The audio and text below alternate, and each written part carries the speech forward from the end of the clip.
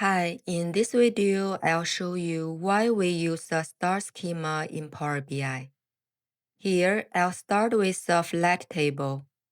In this table, everything is merged together.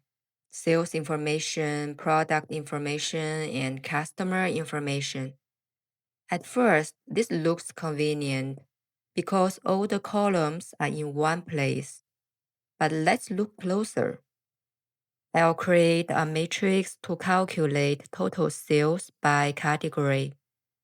Now we can already see a problem.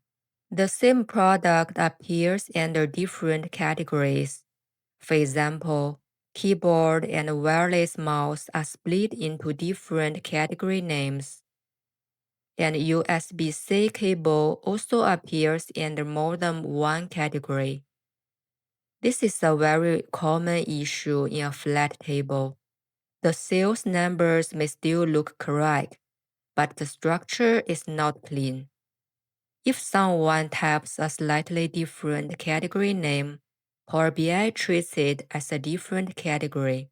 For example, now management want one clean group called accessories. So how can I fix it?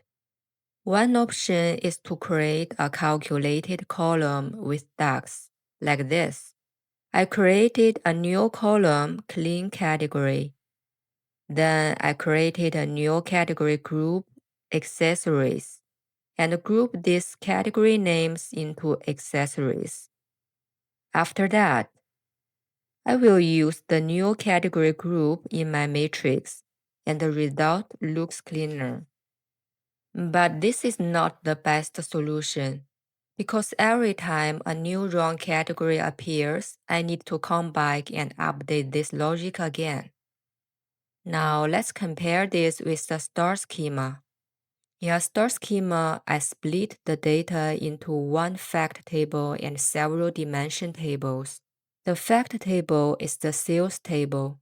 It contains transaction level information like order ID, date, product ID, quantity, and sales amount. Then I have two dimension tables, a product table with product information and a customer table with customer information. Then I created relationships. Sales is connected to product by product ID. Sales is connected to customer by customer ID. Now the category lives in one place, the product table. So if I want to fix a category for keyboard or wireless mouse, I only fix it once in the product table. Make sure each product belongs to the correct category. Also, I don't need to write complicated docs.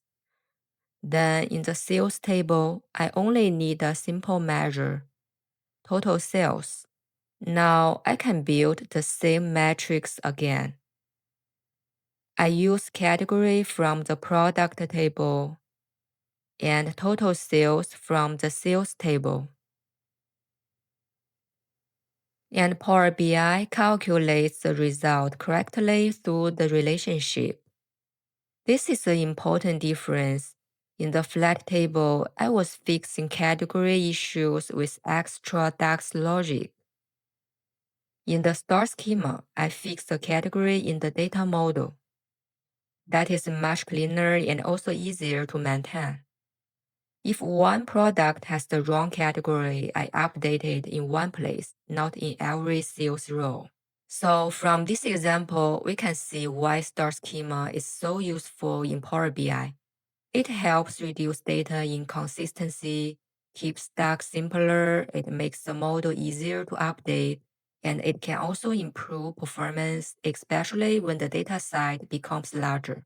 Okay, that's it for today, and see you in the next video.